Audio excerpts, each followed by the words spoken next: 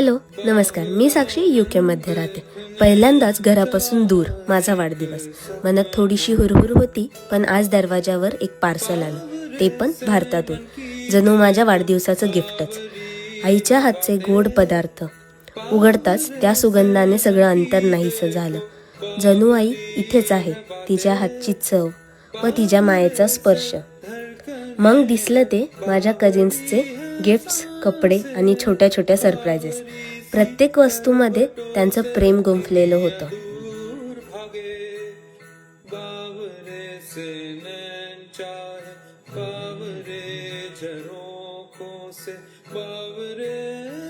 त्याच क्षणी जाणवलं, अंतर फक्त नकाशावर असतं, माणसांच्या मनात नाही. आज हे पार्सल फक्त भेट नव्हतं, तर घरचा तुकडाच माझ्यापर्यंत पोचला होता.